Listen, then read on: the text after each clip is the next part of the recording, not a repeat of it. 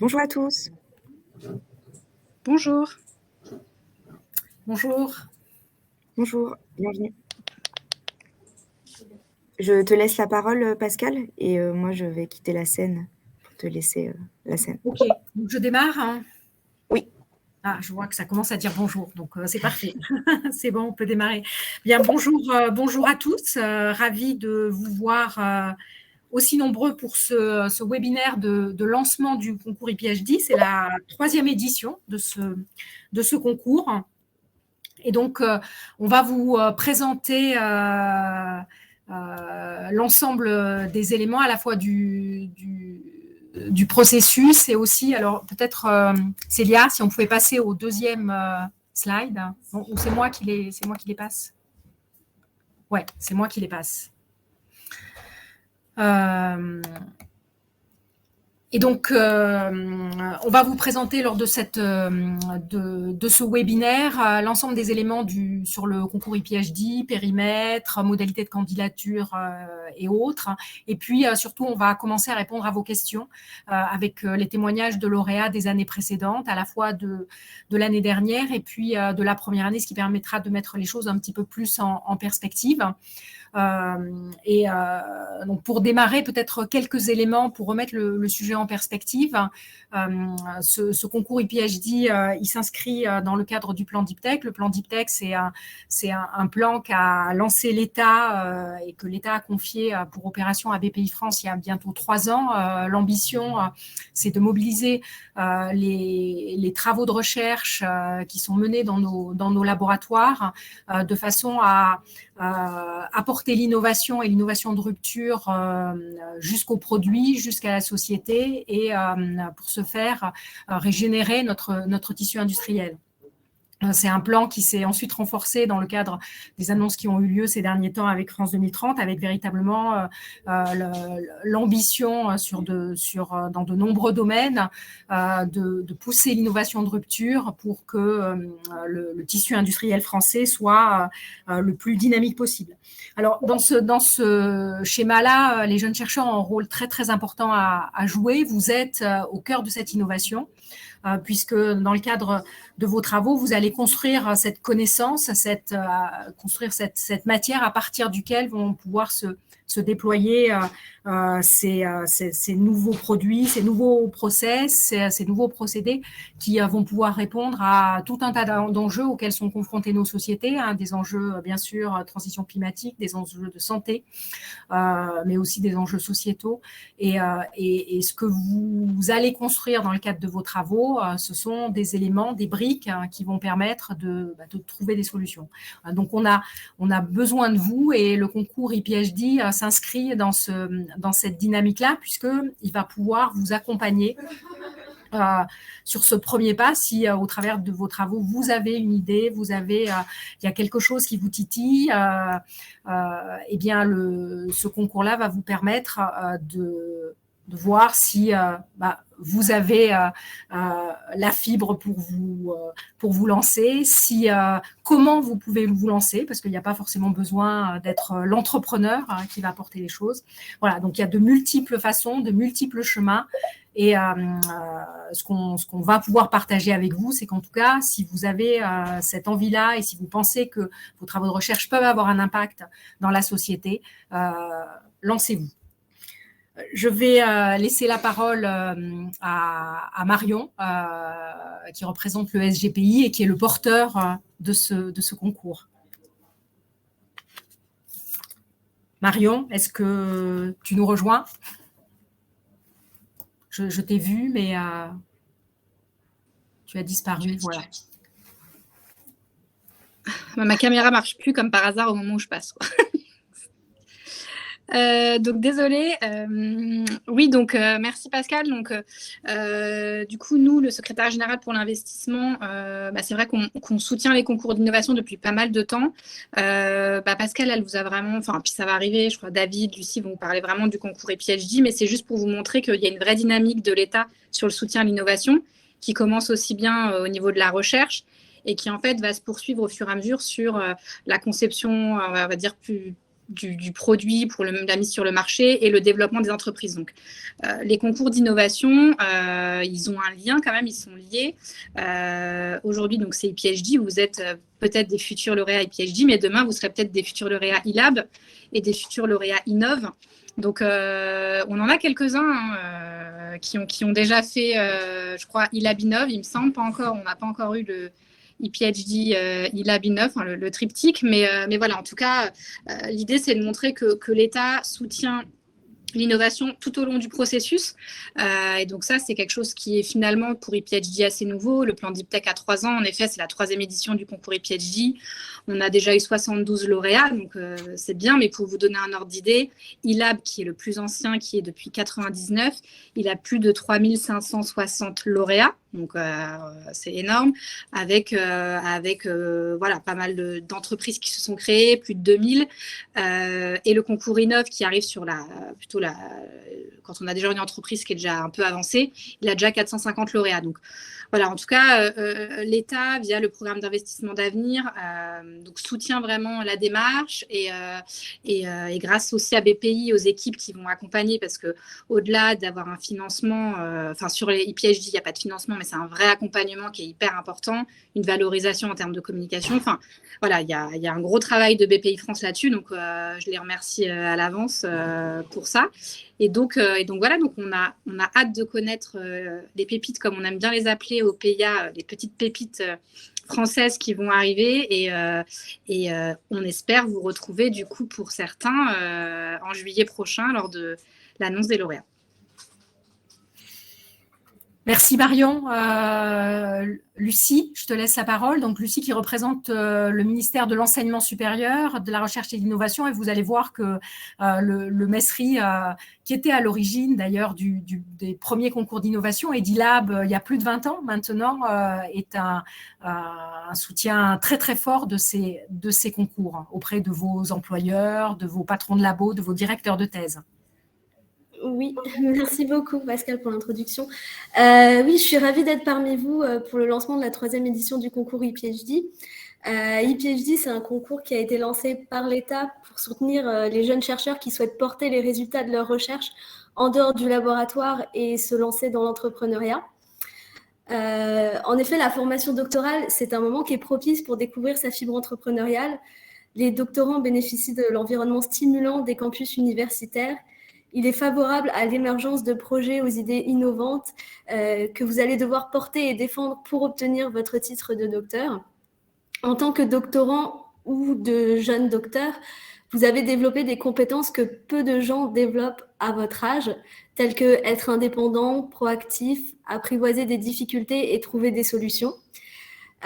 Pour moi-même venir de la recherche et être aujourd'hui dans l'administration, je sais qu'on ne se rend pas toujours compte quand on est au laboratoire de ces compétences, mais c'est vraiment une chance pour notre pays de vous avoir, et vous représentez un incroyable vivier de scientifiques capables de mener à bien des projets innovants, uniques et fortement différenciants sur la scène mondiale. Et ça, c'est très important pour notre pays. Contribuer au renforcement de la capacité nationale d'innovation et favoriser le lien entre la recherche, l'innovation et la formation, c'est au cœur des missions du ministère de la Recherche. La loi de programmation de la recherche y participe en élargissant davantage les passerelles publiques-privées et en renforçant le lien entre la recherche publique et l'économie, avec pour objectif d'atteindre d'ici 2030 500 startups de haute technologie créées chaque année, contre 200 à l'heure actuelle, d'après les chiffres de BPI France.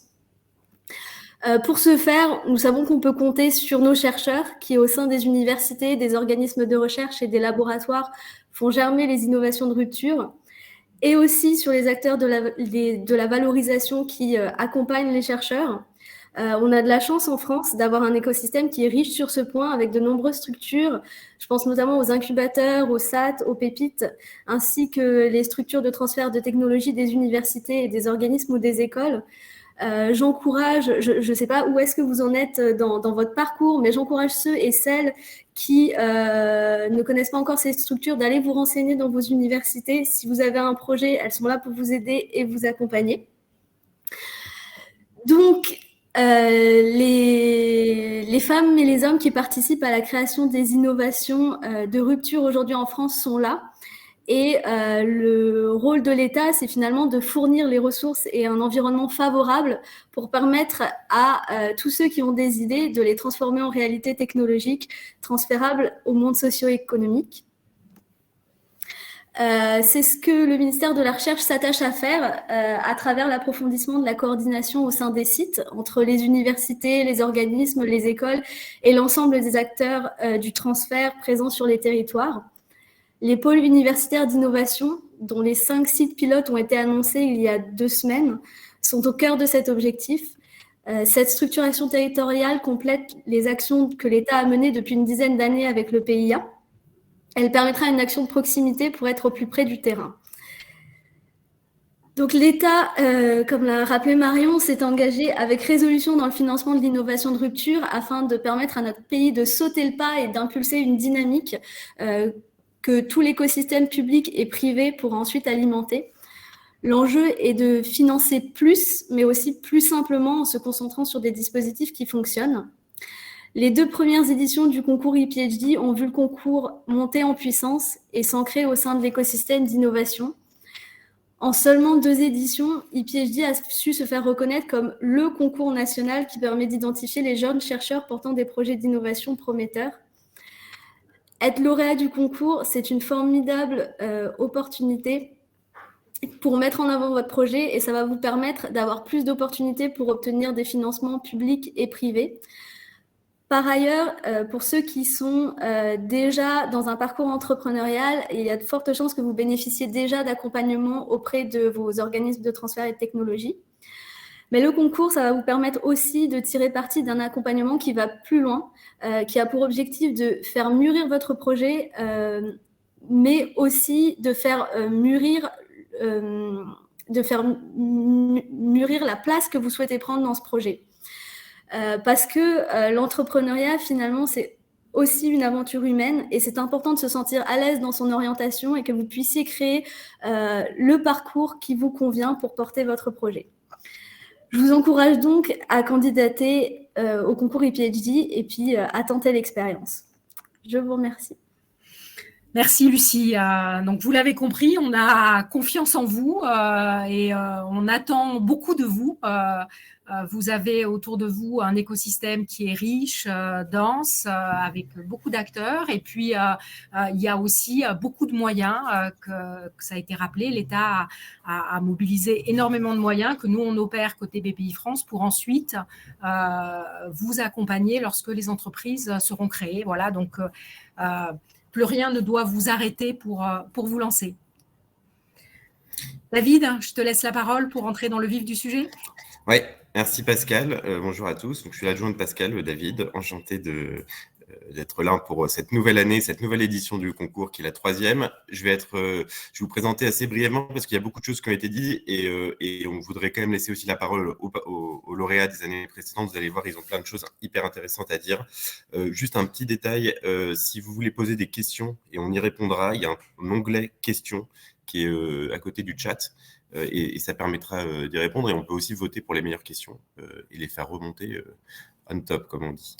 Alors, beaucoup de choses qui ont déjà été dites. On pense vraiment, et le concours ePhD qui s'inscrit dans le plan Deep Tech, parce qu'on pense que les startups Deep Tech sont au cœur de la nouvelle révolution de l'innovation. C'est elles parce qu'elles sont agiles, elles sont mieux soutenues par l'État et elles facilitent l'accès au marché de vos innovations. Et donc, c'est ces startups qui vont être capables de répondre à de grands enjeux sociétaux, mais aussi à des enjeux de réindustrialisation pour la France. Donc, voilà pour le gros cadre. Ce qu'on a aussi en tête, c'est que finalement, ces startups deep tech qui sont porteuses d'innovation, elles vont être portées par des jeunes chercheurs. Et il y a une dynamique formidable aujourd'hui chez les jeunes chercheurs. Un chiffre à retenir, il y a 43% des jeunes docteurs qui envisagent la création de startups comme une poursuite de carrière. C'est un changement majeur dans le monde de la recherche et ça prouve qu'il y a quelque chose qui se crée à travers cette jeunesse qui est dans les labos. Et puis surtout que l'ambition et les lauréats des autres années en parleront après moi, d'avoir un impact sociétal est plus que jamais présente et colle parfaitement avec les grands enjeux de la deep tech. Et enfin, s'il y a 2 autres chiffres à retenir qui ont été dits par Lucie, le premier, c'est 500 startups par an 500, c'est l'objectif qui a été fixé par la loi, 500 startups deep tech par an à horizon 2030. Donc, il y a encore du chemin à faire, mais l'État encourage complètement cette dynamique. Et puis, elle encourage beaucoup avec des moyens, puisque comme vous le voyez, il y avait 3 milliards d'euros qui avaient été mis dans le plan Deep Tech en 2019 et qui vont être réabondés à hauteur de 5 milliards d'euros par le plan France 2030 pour pousser ces startups à grandir et puis à devenir des pépites industrielles. Donc tout ça pour vous dire qu'il y a tous les éléments sont réunis aujourd'hui pour que les jeunes chercheurs deviennent entrepreneurs. Il y a un changement culturel, il y a un contexte qui est favorable, et puis il y a une volonté de l'État de pouvoir pousser ça. Et donc c'est pour ça qu'on en vient tout de suite au concours ePhD, parce que le concours ePhD, ça peut être la première marche vers cette démarche entrepreneuriale. Le concours ePhD, comme le disait Pascal, il a été créé dans le cadre du plan Deep Tech par l'État. Il est opéré par BPI France et il a 3 grands objectifs. Le premier, c'est de montrer justement qu'il y a cette volonté publique de pousser les jeunes chercheurs à tester le potentiel de leur projet sur le marché. Et donc, pour ça, il faut se rapprocher de sa structure de valorisation, il faut vouloir créer sa start-up. Et donc, l'État veut encourager cette dynamique-là à travers le concours, aussi soutenir ces projets et donc leur apporter un accompagnement qui soit pertinent et qui leur permette de grandir. Et puis aussi, dans le fond, il y a aussi la volonté de créer une communauté des chercheurs entrepreneurs, des meilleurs chercheurs entrepreneurs de France, qui commence à se former. Il y a déjà 73 membres et vous serez peut-être les prochains. Et parce qu'en fait, on est persuadé que finalement, en échangeant entre pairs sur vos problématiques, et c'est ce que nous disent tous les lauréats, ça permet aussi de pouvoir aller en reparler dans votre labo et puis sensibiliser derrière à l'entrepreneuriat. Donc finalement, faire des lauréats et PhD des ambassadeurs de l'entrepreneuriat deep tech. Et pour conclure là-dessus, le concours ePhD, finalement, je disais que c'était la première marche parce qu'après ePhD, il y a 2 autres concours d'innovation qui sont portés par l'État et opérés par BPI France, qui sont très connus parce qu'ils sont plus anciens. Il y a le concours eLab, donc au moment de la création de la startup, et puis il y a le concours Innov vers la croissance de la startup. C'est ce qu'on appelle le continuum de concours d'innovation sur le chemin de la croissance pour les entrepreneurs. Et ePhD, c'est le petit frère ou la petite sœur. Les objectifs, ils sont ambitieux. Hein, c'est un concours qui a 3 ans. Donc, vous voyez, on a commencé avec 29 lauréats. L'année dernière, il y en avait 43. Puis cette année, on se dit qu'il y en aura une 50aine. L'objectif, c'est que chacun de ces lauréats, enfin, beaucoup de ces lauréats créent leur start-up et puis grandissent. Et puis en fait, on voit que c'est un concours qui devient de plus en plus national, puisque l'année dernière, on avait toutes les régions quasiment qui étaient représentées. Et puis là, cette année, on va essayer de faire en sorte que toutes les régions soient représentées. Donc, s'il y a des personnes en Normandie, puisque c'est la seule région où on n'a pas eu de dossier l'année dernière, postulez. Voilà, comme ça, ce sera un sans faute. Alors, pour être dans le vif du sujet, qui peut candidater ? Pour candidater au concours ePhD, il faut être un jeune chercheur, c'est-à-dire être en 2e année de thèse ou avoir commencé sa thèse depuis plus de 3 ans à l'ouverture des candidatures. Avoir un projet qui est rattaché à un laboratoire de recherche, puisqu'en fait, votre directeur ou directrice de recherche devra signer votre dossier de candidature et avoir un accompagnement d'une structure de transfert de technologie. Alors, ce qu'on appelle structure de transfert de technologie, c'est une structure qui à la fois vous propose un soutien financier durant la durée qu'aura l'accompagnement, donc au moins entre 6 et 12 mois, et puis un soutien à la structuration du projet, c'est-à-dire qui vous soutient sur la propriété intellectuelle ou qui vous fait de la formation à l'entrepreneuriat. Si vous cochez ces 3 cases, n'hésitez pas à déposer votre dossier. Et puis en plus, vous verrez, et en fait, les lauréats ePhD, c'est une communauté qui est très variée, et puisqu'en fait, vous vous rendez compte, et d'ailleurs, on aura Charlotte qui va témoigner tout à l'heure, mais qui est aussi même une lauréate en SHS, donc vous voyez, c'est très varié. On a une diversité à la fois sectorielle, géographique, donc avec quasiment toutes les régions qui sont représentées, et puis une mixité aussi qui est importante et qu'on veut encore faire augmenter, mais voilà, 37% de candidates et 35% de lauréates l'année dernière. Donc on veut, l'objectif, et ce slide il est important parce que finalement la communauté des chercheurs entrepreneurs, des meilleurs chercheurs entrepreneurs français formés par ePhD, elle est variée sectoriellement, géographiquement et au niveau du genre. Et c'est important de pouvoir continuer à faire ça. Le parcours du candidat. C'est très simple. Là, vous pouvez d'ores et déjà télécharger sur le site de BPI France le dossier de candidature.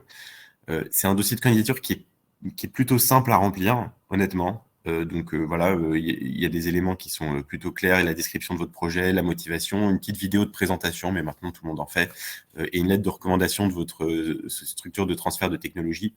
Ensuite, vous avez jusqu'au 22 mars pour la déposer sur la plateforme. Démarche simplifiée, mais tout est sur le site, hein, vous inquiétez pas, vous avez toutes les informations. Ensuite, il y a un jury qui est constitué d'entrepreneurs, d'investisseurs et de personnes de l'écosystème qui évaluent vos projets.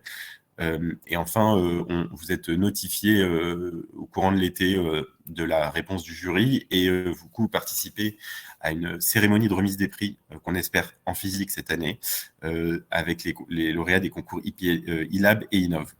Et ensuite, dans la foulée, vous démarrez le programme d'accompagnement. Mais vous allez me demander qu'est-ce qu'il y a dans le programme d'accompagnement. Ça a déjà été dit, mais je vous le remets.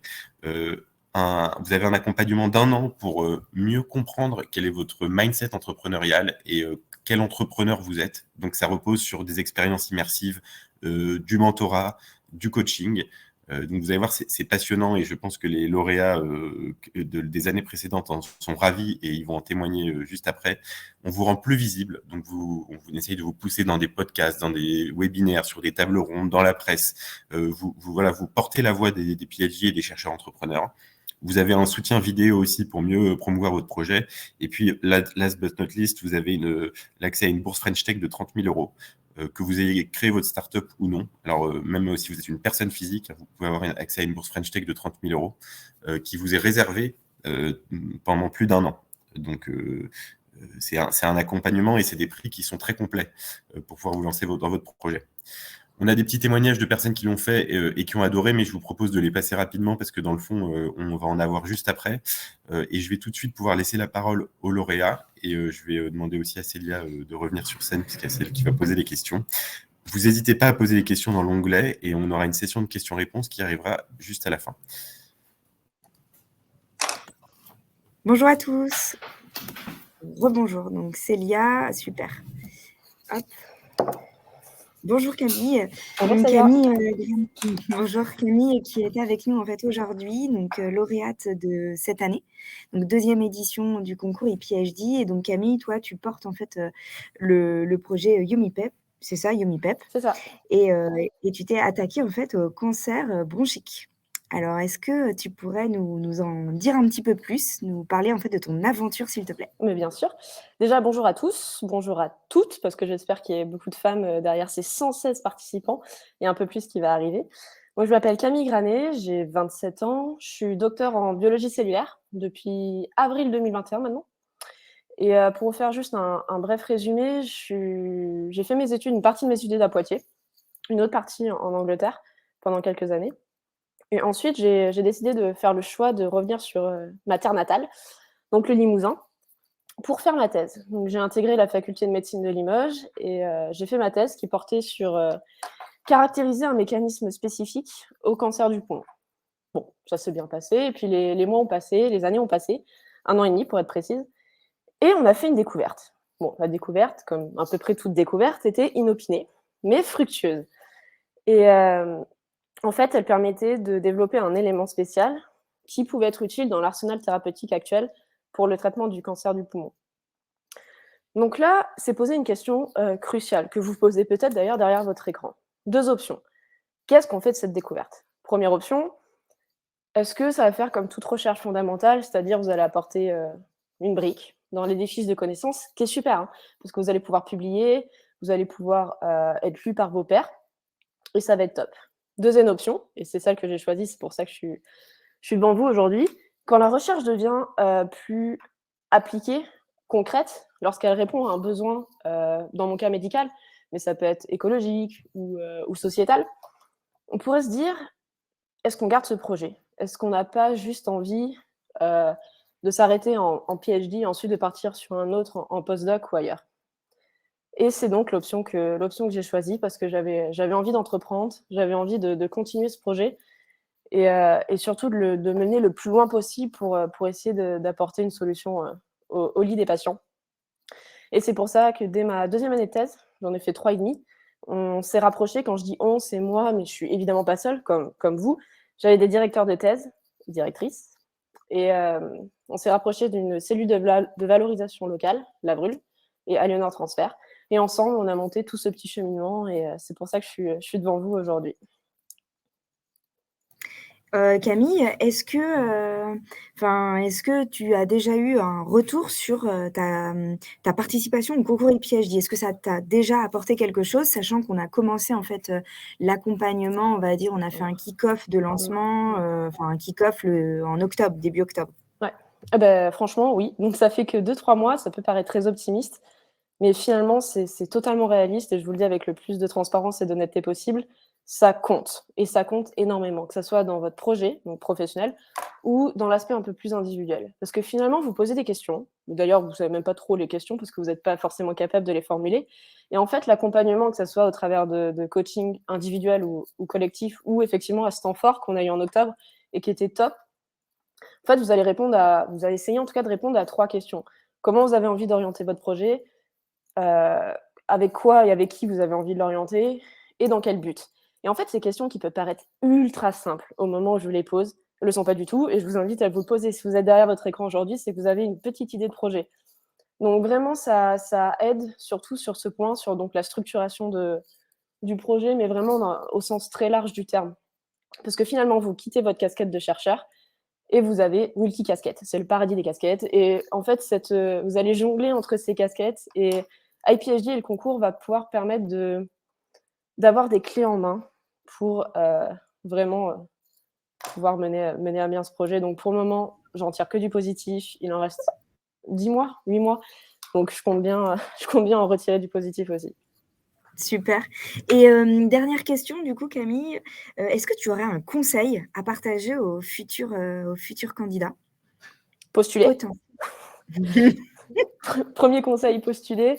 Essayez, avant de postuler, quand même, de vous poser la question de pourquoi vous voulez faire ça. C'est pas, vous avez vu la lumière dans une pièce et vous y rentrez. Non, non. Il faut quand même que vous ayez une idée de ce que vous avez envie de faire dans votre vie. Est-ce que vous voulez quitter ce monde académique? C'est pas forcément une rupture franche et complètement définitive.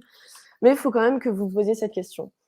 Et un conseil, vraiment pour moi qui est prépondérant, c'est que le concours IPHD, et notamment la BPI, est parvenu à faire ce que je trouve qui manquait aux jeunes chercheurs, c'est-à-dire créer un lieu d'échange, et que ça soit en direct entre humains ou en distanciel. Le lieu d'échange, c'est absolument crucial, parce que vous vous nourrissez des écueils des anciens, pour les anciens lauréats, ou même des camarades, en fait, parce que finalement, vous gagnez, vous êtes lauréat, mais vous êtes plus seul derrière votre écran. Vous faites partie d'une communauté. Et si j'ai un conseil à donner, c'est de profiter à fond de tous ces liens tissés entre la communauté, avec les personnes avec qui vous échangez, avec les pays ou avec les autres intervenants, mais également avec vos camarades, parce que vous avez fort à apprendre des autres régions de France et des autres projets, même si ce n'est pas forcément dans votre thématique, ça reste deep tech, ça reste de l'innovation. Donc peu importe si vous êtes dans la santé et que vous parlez à quelqu'un qui est dans un aspect un peu plus écologique ou autre, vous avez des choses à apprendre. Il ne faut surtout pas perdre cette envie d'apprendre. Merci beaucoup, Camille. Merci énormément. À bientôt. À bientôt. Alors, Émile, je t'invite à nous rejoindre. Bonjour tout le monde. Alors, Émile Roussel, toi, ton projet, c'est ChemRes. Et du coup, tu as axé en fait tes recherches sur les phénomènes de multirésistance à la chimiothérapie. Exactement. Alors, est-ce que tu peux nous en dire un petit peu plus? Oui, complètement. Alors, pour faire un petit historique, moi, je suis docteur en chimie médicinale et je suis porteur du projet ChemRes, donc. Et j'ai fait ma thèse à Grenoble entre 2016 et 2019. Et pendant cette thèse-là, j'ai eu des résultats qui étaient intéressants, qui étaient valorisables. Et donc, je me suis rapproché de ma cellule de valorisation de l'université et j'ai fait une déclaration d'invention qui a abouti ensuite à un brevet. Ce brevet a ensuite été publié. Là, en ce moment, il est en extension pour sa protection au niveau international. Et donc ça, c'était en deuxième année. Et en troisième année, pendant que j'étais en train de rédiger, j'ai obtenu un accompagnement de la SAT Linxium de Grenoble, qui est la SATT du territoire grenoblois. Et ça m'a permis d'avoir un accompagnement. Donc, une semaine après ma soutenance de thèse, j'ai pu démarrer cet accompagnement et j'ai pu démarrer le processus de valorisation qui se déroule en 3 grandes phases. On a la première phase qui est la phase de prématuration, ensuite on a une phase de maturation et ensuite la dernière phase, c'est la phase d'incubation, qui est la dernière phase juste avant la création de l'entreprise. Donc, depuis octobre 2019, je suis en train de valoriser ces résultats avec la SAT. Donc, aujourd'hui, je suis en incubation. En septembre prochain, on aura la création de la startup. Et en fait, ce processus me permet d'avoir, d'une part, des financements, un accompagnement pour ensuite engendrer des données technologiques, des données marchés, des données pays pour faire grossir justement ce projet et préparer la création de l'entreprise. Et donc, le projet ChemRes, c'est Chem pour Chemothérapie et Res pour Restore. C'est un projet qui vise à apporter une solution efficace et non toxique aux patients qui souffrent de phénomènes de multirésistance durant leur chimiothérapie. Aujourd'hui, on estime que 50 à 90% des chimiothérapies présentent des échecs à cause justement de ces phénomènes de multirésistance. Et le projet ChemRes vise à contrer l'efflux des anticancéreux par des pompes d'efflux qui sont exprimées par les cellules tumorales. Et en contrant cet efflux, on espère pouvoir retrouver l'efficacité maximale des chimiothérapies. Et donc, ce qu'on attend, c'est une diminution des effets secondaires et ou indésirables, une diminution des coûts et des traitements, du coût et de la durée du traitement par chimiothérapie, et bien sûr, une augmentation des chances de rémission pour le patient. Et donc, aujourd'hui, en incubation, on cherche à démontrer l'intérêt de son utilisation en combinaison avec des chimiothérapies qui présentent des risques d'efflux, pour justement faire gonfler toutes ces packs d'efficacité qui sont nécessaires ensuite pour faire des levées de fonds et pour asseoir la startup dans son environnement. Merci. Émile, j'ai une question en fait. Tu as porté ce projet, tu portes ce projet et du coup, je sais que tu t'es posé la question de est-ce que tu voulais être CEO ou CTO et un grand chamboulement en fait. Est-ce que tu peux nous en parler un petit peu ou pas? Oui, complètement. Alors, c'est vrai que aujourd'hui, on fait une thèse. Moi, je sors de thèse. Je suis porteur d'un projet, donc je vais naturellement vers la position de CTO parce que j'ai une casquette de scientifique. Le CTO, c'est celui qui va gérer dans la startup toute cette partie technologie, innovation. Et donc, je m'étais dit, vas-y, je vais dans le CTO, je me positionne en tant que CTO, c'est là qu'est ma place. Et finalement, grâce à ePHD, en parlant avec des gens, en discutant avec des CEO, en ayant des retours d'expérience aussi de CEO ou de personnes qui avaient créé des startups, je me suis rendu compte que CTO, c'était pas vraiment la place que je souhaitais, mais que le CEO, c'était une place qui allait me plaire parce que j'avais envie, en fait, de défendre ce projet. Le projet ChemRes, c'est mon projet. J'ai envie de le défendre, j'ai envie d'incarner ce projet-là sur scène, que ce soit devant un public ou devant des investisseurs. J'ai envie que ce soit moi qui l'incarne. Et donc, je me suis dit que si je restais en tant que CTO, j'allais être quelque part frustré parce que ma vision, la vision que j'ai de ce projet-là, de la startup, il n'y a que moi qui peux l'avoir et il n'y a que moi qui peux la mettre en place. Et donc, j'ai décidé de changer et de me positionner en tant que CEO. Ok. Dernière question. Tu as déposé donc ta candidature l'année dernière. Est-ce que tu as eu des difficultés à la déposer ou pas du tout? Ça a été très simple. Je parlerai pas de difficultés, mais juste au niveau, je sais que nous, on avait un paragraphe sur les motivations. Je ne sais pas si c'est encore le cas. Mais au niveau des motivations entrepreneuriales et des motivations personnelles, c'est un paragraphe qui peut sembler assez simple à répondre, notamment à la question de pourquoi on fait ça, quelles sont nos motivations. C'est une question qui est très simple, mais la réponse est très compliquée à avoir vraiment parce que c'est quelque chose qui nécessite une connaissance de soi, au fond de soi-même. Pourquoi on se lance dans un projet? Généralement, la question qui vient, c'est parce que j'aime ça ou c'est parce que j'ai fait ma thèse dessus, du coup, je vais continuer, ou c'est j'ai envie de faire de l'argent. Et en fait, ça, c'est pas vraiment des motivations, c'est plutôt des conséquences. Et, et donc, pour répondre à ces motivations, il faut vraiment faire un travail sur soi de pourquoi on fait ça. C'est parce qu'il y a quelque chose qui nous anime au fond de nous. Et trouver cette chose qui nous anime au fond de nous, ça nécessite vraiment un travail sur soi-même qui peut être long. Aujourd'hui, moi, je l'ai pas encore trouvé complètement, mais je sais que je suis sur la bonne voie et du coup, voilà, il faut prendre un peu de temps pour répondre correctement à cette question-là. Enfin, il n'y a pas de réponses qui sont correctes ou non, mais la réponse la plus juste est celle qui vous correspond le plus. Merci Donc, beaucoup. voilà. Ah, j'ai une question pour toi, Émile. Est-ce que ton brevet appartient à l'université? Et si oui, est-ce qu'il doit être acheté par la start-up pour l'utiliser? Alors, oui, Le propriétaire, c'est l'université, parce qu'on est salarié. Enfin, quand on est thésard, on est salarié de l'université. Et donc, le brevet appartient à l'université, mais ce brevet, ensuite, avec la SATT de l'INSEAM, c'est l'INSEAM qui récupère ce brevet-là. Il y a des accords cadres entre l'université et la SAT. Donc maintenant, le brevet est à la SAT l'INSEAM, et moi, pour l'exploiter, je vais devoir racheter ce brevet-là à la SAT.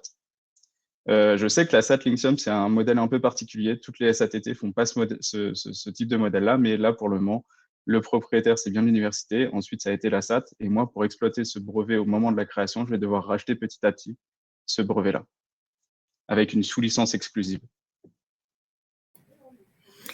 Merci beaucoup, Émile. Et écoute, dernière petite question, si tu as un conseil pour les futurs candidats. Ouais, alors mon conseil, ce serait de pas... Pour moi, il ne faut pas craindre d'avoir peur. Je sais que lorsqu'on se lance, quand on est en thèse ou alors qu'on arrive en fin de thèse et qu'on se dit j'ai la chance d'entreprendre, mais par contre, je sais rien de ce métier-là. Parce que c'est vrai, moi aujourd'hui, j'en sais un peu plus, mais quand je me suis lancé, je savais rien. L'entrepreneuriat, c'est pas quelque chose qui est inné chez nous. On sort de nos paillasses, on sort de nos bibliothèques. C'est quelque chose qui est nouveau et c'est normal d'avoir peur. Mais il faut pas craindre d'avoir peur. C'est normal d'avoir peur puisque c'est inconnu. Et ePLJ, ça permet, là où on se sentait seul avant, et ben, de rencontrer des gens qui sont finalement dans le même bateau, qui eux aussi entreprennent sans trop savoir. Ils sont comme nous. Et donc, c'est quelque chose qui est vraiment rassurant parce que là où avant on avait peur d'être tout seul, d'entreprendre en ayant peu de connaissances dans ce domaine-là, ben, on se retrouve avec des gens qui sont comme nous et qui parfois sont un peu plus loin que nous et donc on peut prendre de leur expérience. Et donc voilà, mon conseil, c'est de ne pas craindre d'avoir peur. Super, sur ces belles paroles, je te dis merci beaucoup, Émile, et à bientôt. Ciao, ciao. Je vais continuer du coup les retours d'expérience avec Charlotte. Est-ce que tu peux nous rejoindre? Charlotte et Carla. Tu peux aussi te connecter en même temps, Carla. Bonjour Charlotte. Bonjour. Et bonjour Carla. Bonjour. Alors Charlotte, donc toi, tu es porteuse du projet Langue Action, donc qui est en fait une offre de formation autour du diagnostic des troubles de la langue des signes. Donc pareil, même exercice. Est-ce que moi j'ai fait un résumé mais en quelques mots. Je pense que le projet est beaucoup plus complexe que ces quelques mots, donc vas-y, c'est à toi. Non, mais c'était un excellent résumé parce qu'il y avait tout. Voilà, on a développé des outils pour évaluer évaluer le niveau linguistique en fait en langue des signes, donc française, italienne et catalane. Et ça peut permettre en fait de tout simplement diagnostiquer si la personne en face a un trouble du langage, par exemple suite à un AVC ou quelque chose comme ça. Et ces outils, c'est très bien, on les a développés. Mais maintenant, il faudrait bien qu'on les utilise pour que les personnes concernées puissent être soignées tout simplement. Et donc pour ça, j'ai décidé de créer Langue Action pour faire les formations des professionnels de santé pour qu'ils utilisent ces outils. Et quel est ton parcours, Charlotte? Comment tu en es arrivée là? J'ai un parcours dans la recherche. J'ai fait de la linguistique et des sciences cognitives, et puis j'ai fait mon doctorat donc sur la linguistique de la langue des signes française. Et pendant ce doctorat, on m'a proposé de participer à un projet de recherche qui s'appelait le Sign Hub, où on a justement on développait ces tests de diagnostic des troubles du langage. Et là, je me suis dit, ça, c'est vraiment trop chouette parce que ça a une vraie utilisation ensuite pratique. Et du coup, la fin de mon doctorat approchait et j'étais en train de me dire, bon, qu'est-ce que je fais après? Est-ce que je vais en postdoc et j'essaye d'en faire plein et de me trouver une place ensuite peut-être dans une université, mais bon, c'est un peu compliqué. Ou est-ce que je me trouve une place dans le privé? Mais c'est pareil, en tant que linguiste, on n'a pas les mêmes possibilités qu'en tant que physicien. Et puis, du coup, ces questions, ça restait en tête, ça restait en tête. Et je me suis dit, il y a un moment, c'est soit je crée mon opportunité, soit j'aurai rien. Donc, j'ai décidé que j'allais me lancer dans l'entrepreneuriat. Je ne savais pas trop comment m'y prendre, honnêtement. Et puis, j'ai vu passer un appel à prématuration de celle qui disait vous avez un projet d'entrepreneuriat issu de la recherche, contactez-nous. Et donc je les ai contactés et j'ai bien fait. C'est eux qui ensuite m'ont parlé de iPhD et m'ont permis ensuite de postuler au concours. Justement, en fait, j'allais te poser la question, quelle était ta première rencontre avec Carla, mais c'est cool, tu as répondu. Mais du coup, bonjour Carla. Carla, donc tu es directrice adjointe innovation, donc côté université PSL, et c'est donc toi qui as lancé en fait cet appel à candidature pour aller chercher Charlotte. Est-ce que tu peux nous en dire un peu plus? Est-ce que tu peux te présenter? Oui, bien sûr. On a fait cet appel et depuis, on l'a pas lâché à Charlotte. On va continuer à l'accompagner. Donc, en effet, moi, je travaille dans la direction innovation et entrepreneuriat de l'université PSL. Donc, c'est la structure qui est dédiée à la valorisation de la recherche et l'accompagnement à l'entrepreneuriat pour les étudiants et les chercheurs de PSL. Donc, elle s'adresse à deux cibles. Donc, il y a deux équipes. Une équipe qui s'occupe de l'entrepreneuriat étudiant. Et donc, il y a un panel d'actions, d'accompagnement, de formation et d'incubation, même accompagnement financier pour les étudiants qui sont entrepreneurs ou qui ont un projet de création d'entreprise. Et aussi, il y a une autre équipe, un autre pôle qui s'appelle PSL Valorisation, qui est la structure de valorisation de la recherche et donc qui couvre, nos actions couvrent toute la chaîne de l'innovation qui commence par la détection de l'idée, la sensibilisation, la formation, la maturation des projets et puis le transfert vers le monde socio-économique avec un modèle privilégié qui est la création d'entreprises. Et même au-delà de la création d'entreprises, on a des actions d'accompagnement. Et avec tout ça, en fait, on a développé récemment une chaîne de financement pour accompagner les porteurs de projets, quel que soit le degré de maturité et l'avancement de leur projet. Et donc, si je parle de ces deux pôles-là, parce que les jeunes chercheurs, donc en fait les doctorants et les jeunes docteurs, peuvent bénéficier des actions des deux côtés, puisqu'ils ont ce côté, on va dire, étudiant en thèse et puis quelques années après la thèse, et puis aussi parce qu'ils sont chercheurs et ils bénéficient des actions de valorisation de la recherche. Et donc cette cible, elle est très très importante pour nous, en fait, la cible jeunes chercheurs. On a développé tout un panel d'actions de sensibilisation, de formation et d'accompagnement pour toutes les raisons que Pascal a données et Lucie aussi du ministère qui a donné, parce que c'est là où les gens, enfin vraiment, c'est une cible où il y a la prise de risque, où on veut tester ce que ça donne, l'impact de la recherche, et parce que aussi, on va dire, il y a une question d'employabilité et les gens, ils se disent, on va pas tous trouver un poste de permanent, de chercheur permanent dans les labos, et donc pourquoi je ne prends pas en main mon futur et décider de ce que je veux faire et être en contrôle de ce que je veux faire. Voilà. Et donc, du coup, en effet, c'est dans le cadre de nos projets de prématuration que Charlotte, qu'on a contacté, que Charlotte nous a contacté et puis qu'on a accompagné son projet. Et du coup, Carla, tu l'as aidée dans son dépôt de candidature? Tout à fait, avec l'équipe, notamment Inès qui est chargée de l'accompagnement des startups. En fait, on l'a aidé à compléter son dossier. On l'a pas fait à sa place, donc ça c'est important. Donc du coup, c'est juste lui donner des idées de ce qu'il faut faire et sur quel point il faudrait qu'elle réfléchisse. Mais en effet, le dossier, il est simple, il faut pas en avoir peur. David l'a dit, mais il faut avoir les idées claires. Il faut pas faire ça d'une manière négligée. Mais donc voilà, l'aider à poser les bonnes questions. Et après, voilà, je veux dire, à l'accompagner. Une fois qu'elle a reçu, on va dire, la réponse et qu'elle est lauréate et même Grand Prix, on était ravis. Et du coup, en complément de l'accompagnement dans le cadre d'iPhD, donc tout ce que vous avez pu présenter, nous, du coup, aussi, on essaie de l'accompagner à compléter, en fait, on complète cet accompagnement par des choses peut-être qui sont pas couvertes, et puis aussi du côté financier aussi, peut-être dans le cadre de Charlotte, pour payer par exemple des prestations, pour payer une formation complémentaire, etc. Donc du coup, c'est à la carte, on va dire, l'accompagnement en fonction de porteurs de projet. Du coup, c'est assez complémentaire. C'est ça qui est intéressant aussi pour Charlotte. Tout à fait, Et, c'est complémentaire et puis ça rentre exactement dans la finalité des actions qu'on propose à nos jeunes chercheurs en fait et le concours IPG va les mettre vraiment en lumière, il va les mettre vraiment déjà à tester sur le terrain et puis mettre leur projet en lumière et ils se disent là enfin c'est sérieux ce qu'on fait en fait il faut voilà ce n'est plus qu'une idée. Ce n'est plus juste une idée.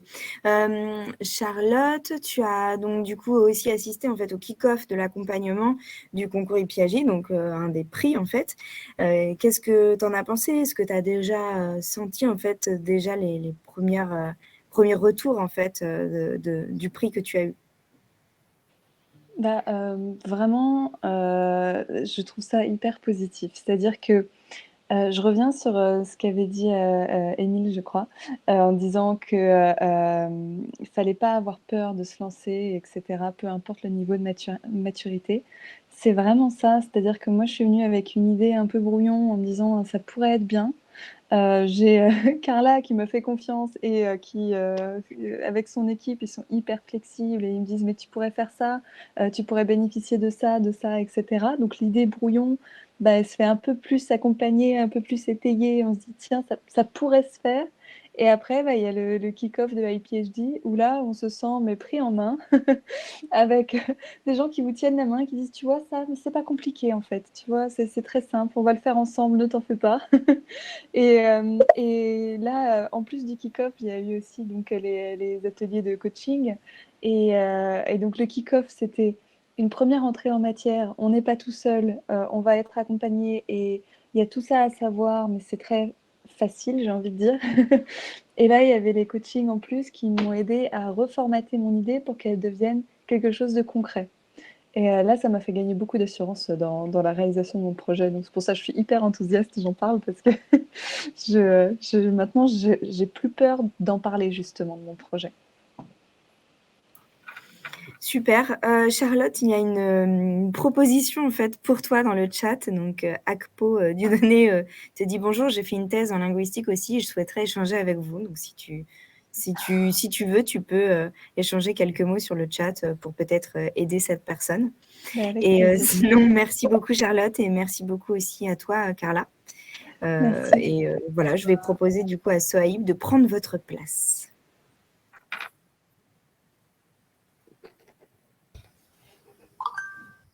Bonjour Sohaib. Bonjour tout le monde. Alors Sohaib, moi je suis super contente aussi que tu sois là pour la partie en fait retour d'expérience parce que tu es quand même un des lauréats de la première édition du concours IPHD. Donc ce qui fait qu'on va vraiment montrer, enfin tu vas nous montrer en fait l'évolution qu'on peut avoir quand on est un vieux lauréat du concours IPHD. Donc toi, tu es porteur du projet Entreview, mais peut-être que tu n'es même plus porteur, tu as sans doute créé ta startup, enfin tu vas nous en parler. Et donc toi, tu étais vraiment axé sur le diagnostic des batteries lithium. Je fais aussi un résumé qui est extrêmement court et sans doute très peu fourni par rapport à la complexité de ton projet. Donc je te laisse la parole pour nous le présenter. Oui, donc comme tu l'as dit, je suis un vieux de la vieille maintenant, donc voilà, même un habitué, je dirais. Et donc en fait, oui, donc moi je suis pas porteur maintenant, je suis start-upper. Hein, donc j'ai créé la start-up donc maintenant on dit start-upper. Au début quand on m'a dit entrepreneur, je trouvais ça bizarre. Maintenant on me dit start-upper. Après on s'habitue. Et donc ça a été créé en juillet, donc c'est assez récent. Je suis plus tout seul, on est 3 de manière voilà, à temps plein sur le projet. Donc voilà. Bon, je vais commencer très rapidement. Ce qui est rapide, ce qui est important vraiment, c'est l'équipe. Hein, c'est s'entourer. C'est vrai que j'ai entendu CEO, CTO, c'est des questions que je me posais. Mais plus que ces questions-là, c'est avec qui je m'entoure en fait pour combler un petit peu mes manques. C'est surtout ça en fait. Parce que moi aujourd'hui, je suis officiellement CTO de la startup, mais je fais beaucoup de com. Hein, et puis ça ne veut pas dire que je suis le numéro 2 ou je suis le numéro 1. C'est vraiment en fonction des personnes, en fonction des projets. Le but, c'est vraiment d'apporter sa valeur ajoutée pour que le projet avance. En tout cas, c'est comme ça que moi je le vois. Donc là, je vais refaire un retour en arrière. Je vais dire un peu comment ça a commencé. Donc moi, ça a commencé avec la SAT Linxium. Donc je suis de Grenoble aussi.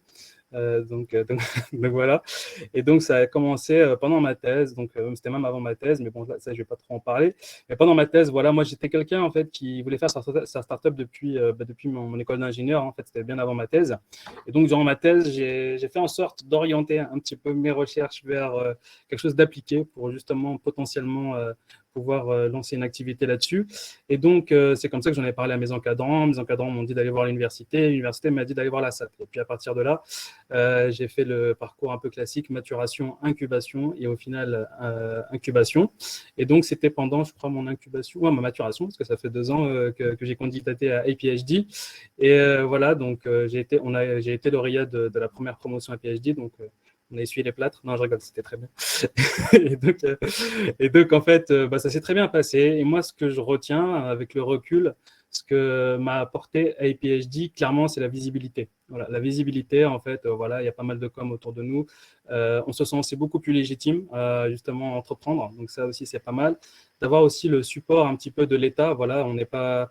C'est quelque chose que l'État a envie de développer, c'est-à-dire des docteurs qui entreprennent. Donc, voilà, je ne vais pas dire que c'est facile, hein, c'est pas si facile que ça. Mais voilà, il faut vraiment choisir aussi, comme ça a été dit, si on veut faire de l'académique, si on veut travailler dans l'industrie, si on veut se lancer, se poser les bonnes questions, faire une introspection. Donc ça, tout ce qui a été dit, là je suis tout à fait d'accord. Il faut vraiment aller là-dessus.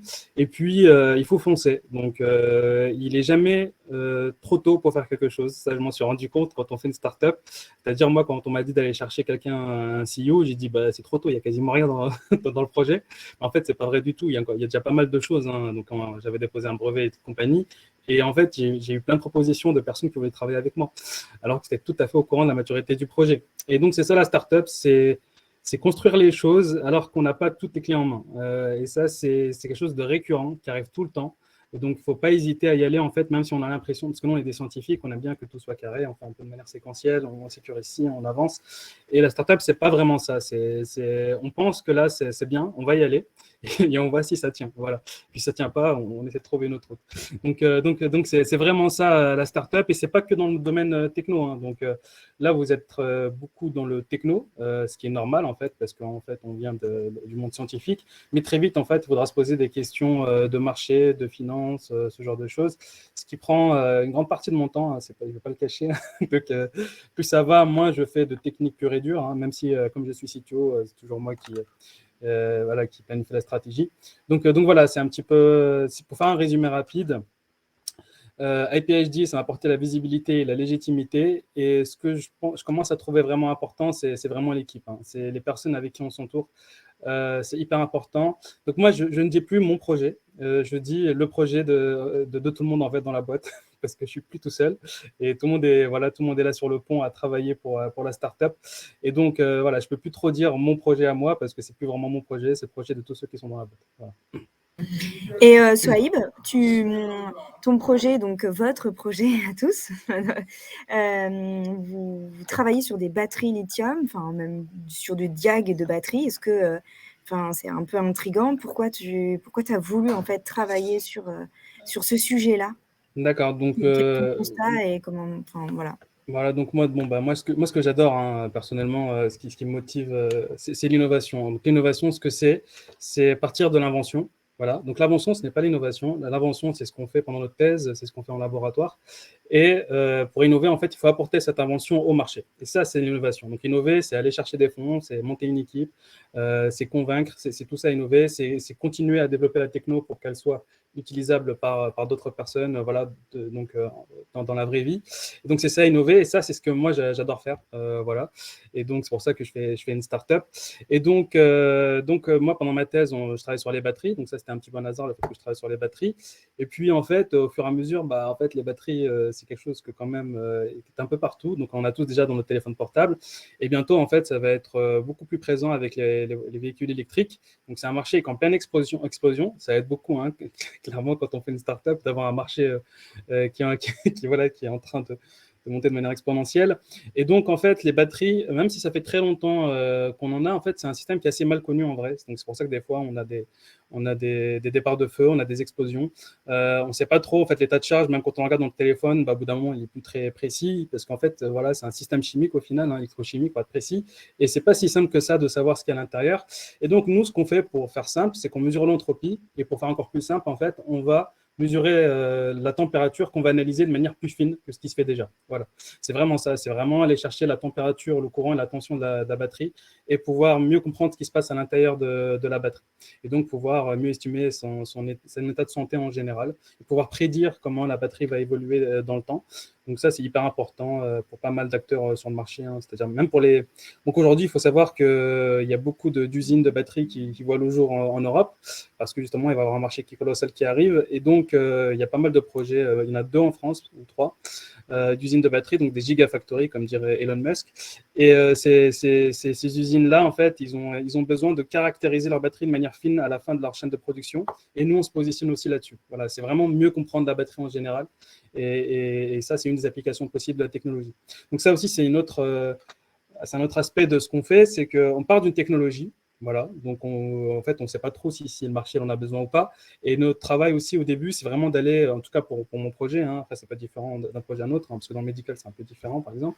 Et en gros, il faut aller explorer le marché. C'est-à-dire que voilà, j'ai une techno et je vais parler à plein de gens dans l'industrie qui, je pense, peut-être intéressés. Et là, je vais voir où il y a des touches, en fait, qui intéressaient vraiment. Et ça, c'est vraiment long, ça prend du temps. Le faire tout seul, c'est compliqué, donc c'est pour ça qu'il faut s'entourer. Notamment, j'ai été accompagné par l'ASSET sur cet aspect-là, mais maintenant avec l'équipe. Et donc, vraiment, cette exploration de marché, c'est extrêmement important parce que c'est une approche qui est un peu différente, on va dire, du classique, c'est-à-dire que d'abord, on voit un besoin de marché et on développe un produit derrière. Là, si on a une techno et on va développer un produit par la suite, mais pour ça, il faut d'abord parler au marché. Donc, très important aussi, allez parler aux industriels, allez parler à votre marché. Voilà. Donc, mais après, ça dépend des projets, comme je l'ai dit. Mais dans mon cas, c'est vraiment, voilà, il fallait vraiment aller parler aux industriels. Voilà. Oui, forcément, il faut affiner en fait le besoin du client pour pouvoir après adapter en fait toi ton offre. Clairement, hein, donc maintenant j'utilise des mots comme vendre, hein, donc, parce que c'est un peu le but. En fait, la startup, clairement, en fait, elle peut pas, si on n'est pas capable de vendre à un moment ou à un autre, en fait, la startup, elle n'a pas lieu d'être en fait au final, parce que le but c'est de faire un produit, de faire un service à partir de la technologie. Sauf que moi, je vois je suis quand même un scientifique, hein, je ne suis pas passé du côté obscur de la force, hein, totalement. Et en gros, pourquoi est-ce que ça m'intéresse? Parce que le fait de mettre un produit sur le marché, ça va faire du chiffre d'affaires. Et ce chiffre d'affaires, en fait, je peux l'utiliser pour refaire de l'innovation en fait, derrière. C'est-à-dire continuer à refaire de l'innovation, parce que c'est ce qui m'intéresse moi. Et donc, moi, je pense que la startup, c'est un bon moyen de continuer à faire de l'innovation. Voilà, on continue. Donc, et pouvoir le faire avec pas mal de moyens, en fait, au final, parce que si on arrive à faire du chiffre d'affaires, après, ça permet d'avoir pas mal de moyens. Donc, c'est comme ça que moi, je le vois. C'est comme ça que j'espère que la startup évoluera, vraiment comme une espèce d'entité qui sera capable d'innover tout le temps. Voilà, et elle aura les moyens de le faire. Donc, parce qu'aujourd'hui, c'est vrai qu'au début, on est deep tech, donc il y a des subventions, voilà, mais au bout d'un moment, il faut quand même penser à aller voir des investisseurs. Il faut commencer à faire du chiffre d'affaires aussi, donc, même si ça peut prendre un peu de temps en deep tech, mais tout ça, il faut l'avoir en tête. Merci beaucoup, Sohaib. J'ai Christophe qui pose une question qui dit comment choisir le bon incubateur? Il y a tellement de modèles et des gens impliqués. Est-ce que tu aurais, tu vois… Oula, ça c'est une vaste question. Alors, donc, pour passer de l'université à une start-up, la SAT, Linksum qui m'accompagnait, c'est pas mal les SAT, hein, mine de rien. Donc voilà, c'est quand même, on part de l'idée quasiment, hein, c'est vraiment très très early stage. Et donc voilà, c'est ce qu'ils savent faire. Hein, et donc voilà. Et puis après, moi, personnellement, on a choisi un autre incubateur. Aujourd'hui, on est incubé dans un autre incubateur, mais qui est lié aussi à mon parcours personnel et à mon réseau, en fait, l'incubateur de Télécom Paris, parce que moi, j'ai fait Télécom Paris. Et donc, et comme nous, on va faire du logiciel, il faut se regarder un petit peu ce qu'on va faire. Hein. Nous, on va faire du logiciel, et donc Télécom Paris, c'était quand même assez… voilà, c'était pour nous le bon incubateur. Mais vraiment, il n'y a pas de… Il faut voir… En fait, c'est aussi, à un moment, il y a des incubateurs qui prennent des parts au capital, il y a des incubateurs qu'il faut payer. Il y a chacun un business model différent. Il y a des incubateurs qui ont plus de réputation, mais après, il faut y entrer. Donc voilà, c'est souvent comme ça en fait. C'est un peu qu'est-ce qu'on peut atteindre de mieux avec ce qu'on a aujourd'hui. Et donc voilà, c'est une recherche en continu. Hein. Ça bouge tout le temps. Il faut donner de la valeur à sa startup avec avec les personnes qui y entrent, avec les partenariats qu'on noue avec les industriels. Ça donne de la valeur à la startup automatiquement. Donc voilà, j'ai pas vraiment de réponse claire et précise à donner sur l'incubateur. Mais voilà, il faut se renseigner un petit peu avant et voir un petit peu le modèle qui correspond mieux au moment où on choisit l'incubateur. Merci beaucoup, Souhaib. C'est très gentil en tout cas de ta part d'avoir pris la parole. Merci énormément pour ton retour d'expérience. Merci. À bientôt. Nous pouvons passer en fait à la partie questions-réponses. On a quand même répondu à quelques-unes de vos questions en direct, mais n'hésitez pas, vous pouvez poser aussi encore là toutes vos questions et on va répondre en fait à celles-ci avec David. Oui, bonjour. Et d'ailleurs, on en profitera, on pourra faire monter quelques lauréats sur scène pour répondre aux questions s'ils sont encore dans la salle. Je vois une question de Laura qui demande si l'accompagnement est différent entre un lauréat et un grand prix. Alors, l'accompagnement n'est pas fondamentalement différent. Il y a juste il faut juste avoir en tête que les grands prix seront plus facilement mis en avant dans les différents événements en table ronde. Et en plus de ça, ils bénéficient d'un accompagnement vidéo qui est renforcé puisqu'ils ont, en plus de la vidéo de présentation de leur projet, un accompagnement en design fiction qui leur permet de matérialiser d'un point de vue visuel l'innovation qu'ils sont en train de développer. Et en deep tech, c'est pas mal parce que parfois, on ne comprend pas très bien ce que les gens font. Donc, ça aide pas mal. Donc, voilà ce que gagnent en plus les grands prix. Il y avait une question de Yasmine, alors à laquelle Célia a déjà en partie répondu, mais est-ce qu'il est possible d'avoir un poste en tant que salarié dans une entreprise et en même temps créer sa propre start-up? Alors, évidemment, et alors on va peut-être faire... s'il y a un des lauréats ou une des lauréates qui veut y répondre, Souhaib veut y répondre. Oui, parce que... Vas-y. Non, tu peux reformuler la question. Non, alors juste pour introduire la réponse, évidemment, tout le monde peut créer une startup, mais je pense que ce que va nous dire Souhaib, et je te laisserai en parler, c'est peut-être qu'il faut un peu de temps pour ça, c'est ça? Oui, alors, est-ce que c'est possible d'être salarié de sa propre startup? Oui, c'est mon cas. Mais voilà, c'est pas quelque chose qui se fait du jour au lendemain. Donc, il y a eu une période. Oui, c'était pas ça la question. Non, mais alors du coup, on peut rebondir sur cette question. Du coup, Souhaib, comment tu te payes aujourd'hui? Voilà, comment je me paye? Alors, donc, du coup, voilà, on retourne la question. Voilà. Et après, on reprendra la question initiale. Mais c'est une question intéressante, Souhaib. Voilà, alors en gros, j'ai fait ma thèse. Après, j'ai fait un postdoc en fait qui a été financé par la maturation de la SAT. Et donc, j'ai pu me payer en tant que postdoc grâce à ce financement-là. Et puis après, lors de mon incubation, là, c'est la partie un peu plus touchy, où là, je suis passé sur Pôle emploi. Donc, vraiment une période où j'étais à Pôle emploi. Et puis après, au moment de la création de la startup, en fait, donc il faut savoir qu'en tout cas, dans mon cas, il a fallu mettre de l'argent personnel dans la startup. Donc voilà, il faut amener au capital. Hein. Il faut l'avoir en tête, hein, parce que des fois, on le découvre, il ne faut pas le découvrir. Mais après, derrière, en fait, ce qui se passe, c'est que le fait de mettre du capital, en fait, ça va avoir un effet de levier, ça va permettre de lever des fonds un petit peu, en fait, des subventions. Parce que voilà, les subventions, en fait, aussi, ce qu'il faut savoir, c'est qu'elles sont conditionnées souvent à des fonds propres de la startup. Donc, il faut quand même qu'il y ait un petit peu de cash à l'intérieur. Mais je ne suis pas le seul, hein, vu que j'ai un associé, voilà, c'est pas aussi, c'est quand même faisable. Et puis derrière, on peut enclencher les subventions et puis commencer à se payer derrière. Et puis nous, on a un gros avantage en tant que jeune docteur. Donc, c'est ce qu'on appelle le crédit impôt recherche. Et donc, en fait, notre premier CDI, en gros, en fait, on va dire que le salaire est remboursé pendant 2 ans pour le premier CDI pour un doctorant. Et donc, ça, c'est un dispositif, mais il faut avoir la trésorerie en amont. Voilà. Donc, c'est ce qui fait qu'on ne coûte pas beaucoup à la société, normalement, parce qu'on est deep tech et qu'on a fait un PhD les 2 premières années. Voilà. Et donc, c'est pour ça que c'est assez facile de dire à ses associés, je vais me payer, quoi. Donc, parce que bon, des fois, eux, ils ne se payent pas. Hein, donc, voilà. Donc, voilà, c'est possible. Et moi, je l'ai fait. Et je pense que voilà, il ne faut pas avoir. C'est vrai qu'il y a des moments difficiles, mais au final, on n'est pas si mal que ça. Voilà. Très bien, merci. Et donc, pour répondre à la question de Yasmine aussi, il est possible d'avoir un poste en tant que salarié dans une entreprise et de créer sa start-up. Mais évidemment, à un moment, il y aura probablement besoin de se mettre avec plus de temps sur sa start-up. Oui, c'est plus ça la question. D'accord. En fait, ça dépend de notre entreprise, en fait. Donc voilà. Alors, il y a une question de Marie. Et alors, si les autres lauréats aussi veulent monter sur scène pour répondre, il y a aucun. Enfin, n'hésitez pas à monter. Est-ce que alors, c'est une question sur le concours. Est-ce que le soutien financier de la STT est obligatoire? Alors, ce qui est marqué dans le règlement, c'est que il faut que le lauréat, et je vais le remettre là parce que c'est exactement ce qui a marqué, que le. Hop. Excusez-moi. Non. Excusez-moi, j'ai oublié l'ordre des slides, mais on va y arriver. Je ne le trouve plus. C'est Eya. Et donc, le lauréat il faut qu'il ait un accompagnement financier sur la durée de l'accompagnement du concours. Et donc, ça peut venir à la fois soit d'un financement en maturation de la SAT, soit d'un programme qui est pris en charge par la région ou par l'université dans le cadre d'une prématuration. Mais en fait, il faut qu'il coche ces deux cases, c'est-à-dire être financé que son programme soit financé, ou en tout cas au moins son salaire soit financé, et qu'en parallèle, il soit accompagné sur la structuration de son projet. Voilà, donc, je ne pourrais pas retrouver le slide, mais de toute façon, vous pourrez le revoir dans le règlement. Ah oui, c'était là. Est-ce que le secteur culturel et artistique est parmi les secteurs visés par l'un des 3 programmes? Et donc, oui, comme l'a montré Charlotte, en fait, alors même si c'est pas...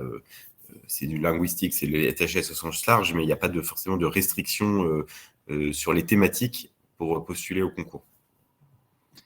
Même si souvent, il y aura des notions de propriété intellectuelle, mais vous voyez, avec le cas de Charlotte, en fait, vous pouvez complètement être en SHS et postuler. Ce qu'il faut, c'est que vous soyez accompagné. À l'heure actuelle, quelle proportion de lauréats est en 2e ou 3e année de thèse ou post-thèse? Est-ce que les 30 000 € du concours peuvent être utilisés comme salaire? Alors, c'est une bonne question pour savoir qu'en 2e ou 3e année de thèse, on a plus une majorité de gens qui sont déjà docteurs. Hein, ça, il faut le savoir. Je crois qu'on en a très peu qui sont pas encore docteurs, mais ça n'empêche pas, hein, évidemment. C'est pas un critère discriminatoire. Et est-ce que les 30 000 € du concours peuvent être utilisés comme salaire? En fait, il y a une partie de ces 30 000 € dans le cadre de la bourse French Tech, si vous êtes une personne physique, c'est-à-dire que vous n'avez pas encore créé votre start-up, sur lequel vous n'avez pas à justifier la dépense. Et donc, on considère que ça peut faire partie des frais de vie. Donc, ce n'est pas tellement un salaire, en fait, mais c'est une partie de la bourse que vous pouvez conserver pour vous financer. Mais elle est plutôt limitée. Hein, je crois que c'est dans les 7 ou 8 000 €. Mais ça, il faudra, une fois que vous serez lauréat, demander à votre chargé d'affaires BPI France. Lucie, tu voulais intervenir? Oui, on ne verra pas. Non, excusez-moi, je voulais juste revenir sur pour les industries culturelles et créatives. Donc, bien sûr, comme tu l'as dit, David, le concours est ouvert à toutes les thématiques du moment que c'est Deep Tech. Mais j'en profite pour ajouter, parce que je crois que Marion, je ne sais pas, nous a peut-être quittés, mais pour ajouter que l'État a lancé des stratégies d'accélération sur certaines filières, et les industries culturelles et créatives en font partie. Donc, je vous invite, en fait, à l'heure actuelle, au niveau des financements, il y a 2 volets, c'est-à-dire une partie qui est structurelle, qui permet de lancer tous les projets, et une autre partie, ce qu'on appelle les stratégies d'accélération, où on a renforcé les financements. Donc, je vous invite à aller visiter le site du SGPI, Secrétariat Général pour l'investissement, qui met bien en avant les différentes stratégies, et aussi le volet structurel. Voilà. Merci Lucie, et merci pour ces précisions. En effet, il y a en ce moment beaucoup de dispositifs pour accompagner l'innovation qui sont lancés par l'État. Ouais, c'est aussi pour renforcer l'idée, que vous avez tous dit, ePhD, c'est une porte d'entrée, mais sachez que c'est pas du tout la fin. Au contraire, je crois que ça a bien été dit par tout le monde, vous serez soutenu pour toute la durée de votre projet. Ouais. Alors, il y avait une autre question qui était intéressante, qui est un peu plus globale, mais qui touche un peu avec ce qu'a dit Souhaib sur le... Enfin, il y a 2 questions en une. Comment garder une certaine indépendance dans sa start-up vis-à-vis des investisseurs? Doit-on forcément abandonner la direction? Et donc là, peut-être que Souhaib, c'est l'occasion de revenir sur scène pour y répondre. Oui, je vais pouvoir répondre. Donc nous, on commence à parler aux investisseurs. Donc voilà, ils commencent à avoir un intérêt. Donc on discute avec eux. Donc il n'y a pas encore d'investisseurs, donc je ne peux pas dire exactement. Mais bon, après, moi j'ai mon associé qui est quelqu'un qui a entrepris, ça fait 15 ans qu'il entreprend, donc il connaît bien ces problématiques-là, il m'en parle. Oui, en fait, on va dire, comment dire ça? On va dire qu'il y a beaucoup de rapports de force. Voilà, ça dépend vraiment c'est des négociations en fait. À chaque fois, que chacun apporte. Et donc derrière, bah, voilà, de négocier, de dire bon bah ok, vous investissez. Et puis derrière, on fait ça, voilà. Donc si on a plein d'investisseurs qui veulent investir, bah forcément, on a plus notre mot à dire en fait. C'est plus simple de dire nos conditions, qu'on veut que ça soit comme ça. Voilà. Après, c'est à vous de voir ce que vous avez d'avoir des investisseurs chez vous ou pas, est-ce que vous en avez besoin. Voilà, est-ce que vous voulez faire du chiffre d'affaires rapidement et donc les investisseurs, c'est pas forcément ce que j'ai envie aujourd'hui. Donc moi aujourd'hui, de toute façon, on n'est jamais tout seul. C'est très rare. En fait, je pense pas que ces aventures peuvent se faire tout seul. Personnellement, hein. Il faut vraiment être entouré. Et donc c'est toujours des compromis, des négociations à faire. Donc même avec mon associé, bah, j'ai dû négocier en fait pour savoir comment on dirige la société. Donc on a écrit sur papier, bon bah comment ça va se passer. Voilà. Donc c'est vraiment des négociations en fonction de ce que chacun apporte et de ce que chacun veut. Ce qui est important, et ça, la SAT, je pense, serait d'accord avec moi parce que c'est aussi un conseil qui me donne beaucoup, c'est de dire ce qu'on veut, vraiment. C'est-à-dire que quand on a des associés, parce qu'un investisseur, c'est aussi un associé, c'est pas juste quelqu'un qui met un ticket. Et donc, il faut clairement dire ce que nous on veut, quelles sont nos ambitions, et pas dire dans sa tête, bon, ça va passer, c'est pas, j'ai peur de le dire, ou choses comme ça. Il faut vraiment être clair sur ce qu'on veut. Ça, c'est pas facile, surtout chez on va dire le profil scientifique, ils font pas forcément ça tout le temps. C'est vraiment de dire moi ça j'accepte, ça j'accepte pas, moi je veux ça c'est mon ambition. Et puis derrière les personnes, bah voilà, ils vont comprendre et ça va mieux se passer en général par la suite. Voilà, ça c'est un peu le conseil que j'ai. Merci Souhaib. Alors on a une question de Zoubida qui nous demande s'il est possible d'avoir un support pour candidater au iPhD et remplir le dossier.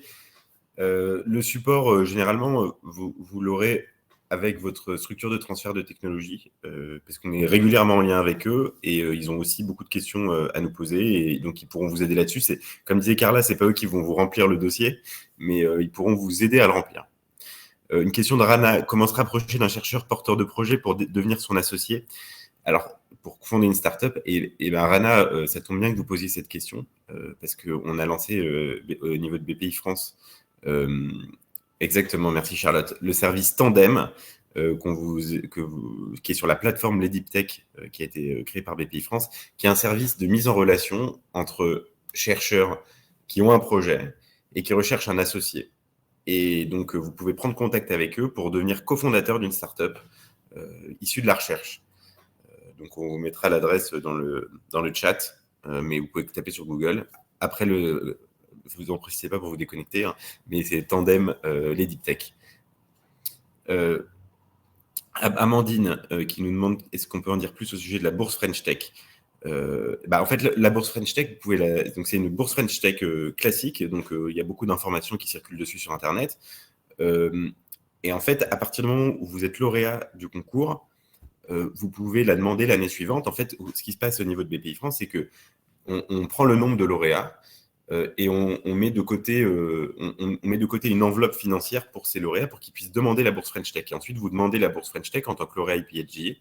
Et donc, il y a une instruction quand même de votre dossier, mais ça n'empêche pas que vous pourrez l'avoir et qu'en tout cas, vous avez 2 ans pour la demander et elle vous sera réservée pendant ce temps-là. Donc, voilà.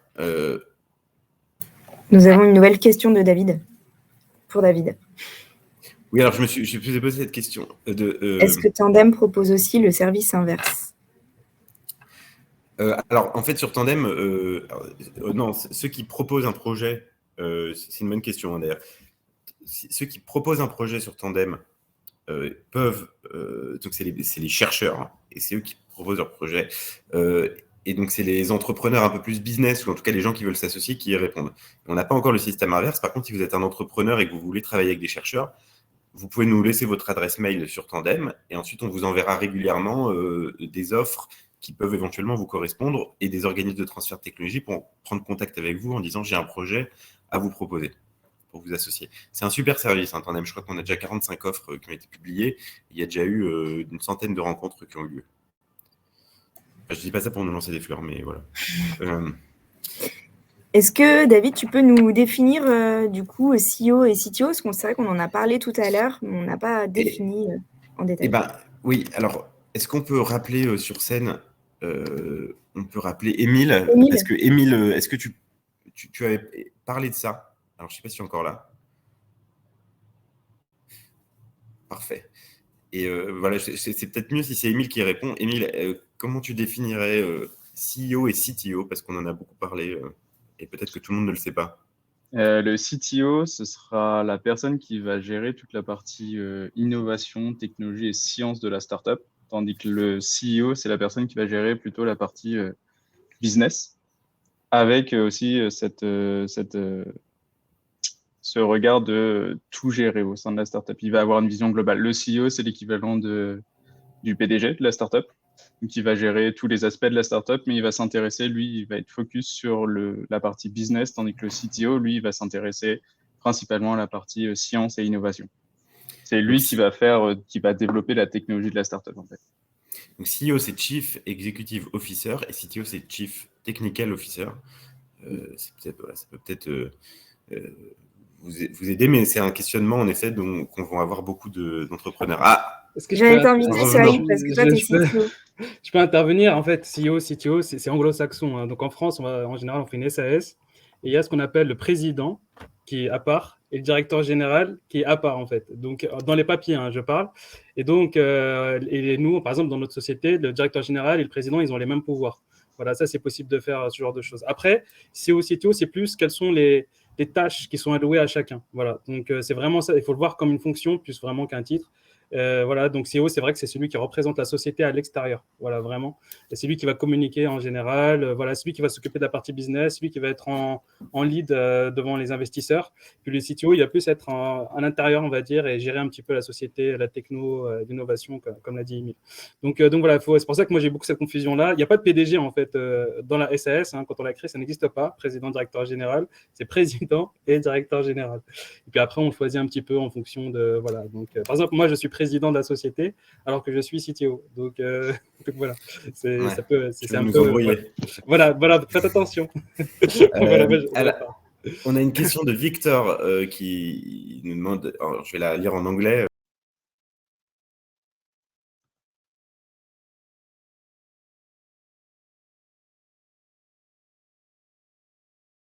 De la discussion.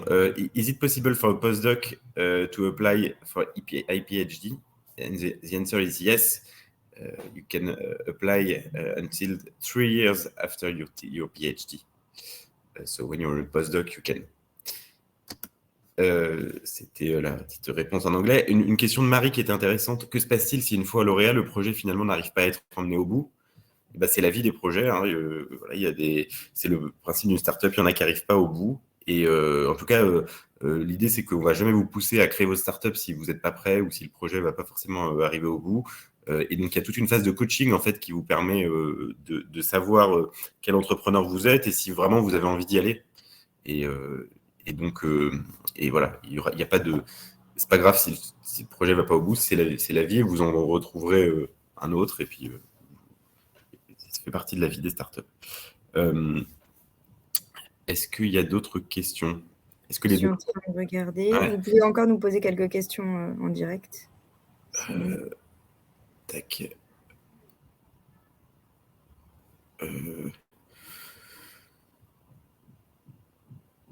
Non, écoutez, faut savoir qu'en tout cas que vous aurez accès à l'enregistrement du webinaire par la suite. Et donc, on a quand même une petite surprise à leur annoncer quand même, David. Oui, on aimerait bien avoir votre petit feedback et donc on va vous dans un questionnaire de satisfaction sur ce webinaire, mais aussi un questionnaire qui vous permet de poser d'autres questions parce qu'en fait, nous l'idée c'est que ces rendez-vous, comme on l'a fait l'année dernière, on avait lancé la boîte à questions IPHD, c'est-à-dire des webinaires réguliers pour répondre aux questions des doctorants. et des chercheurs sur l'entrepreneuriat. Donc là, cette année, on va faire, ça va être double. Il va y avoir à la fois ces webinaires qui vont être faits d'ici la fin des candidatures du concours, mais aussi des podcasts qui vont être faits pour répondre à des questions très précises sur la création de start-up quand on est chercheur. Et donc, pour ça, on a besoin aussi de savoir quelles sont vos questions, quelles sont les questions que vous vous posez. Et donc, dans le petit questionnaire qui va suivre, dont on va vous mettre le lien, il faudra, on est preneur de ces questions. Et donc, pour les 10 premiers répondants à ce questionnaire, vous gagnez un abonnement d'1 an à The Meta News, qui est un journal pro-chercheurs, un journal pour les chercheurs. Donc, voilà. Donc, s'il n'y a pas d'autres questions, on va vous mettre le lien dans la discussion. N'oubliez pas d'y répondre. Et on reste disponible, en tout cas, si vous avez des questions. L'adresse est iphd @bpifrance.fr. On vous donne rendez-vous pour la suite parce que voilà, si vous avez participé, on vous ressollicitera peut-être pour d'autres webinaires ou d'autres questions. Et on vous remercie, on vous souhaite bon courage pour celles et ceux qui vont postuler et on espère que vous serez d'excellents candidats. Merci à toutes les personnes qui sont intervenues. Merci à Célia pour l'animation et à très vite. Merci beaucoup, à très bientôt. Au revoir.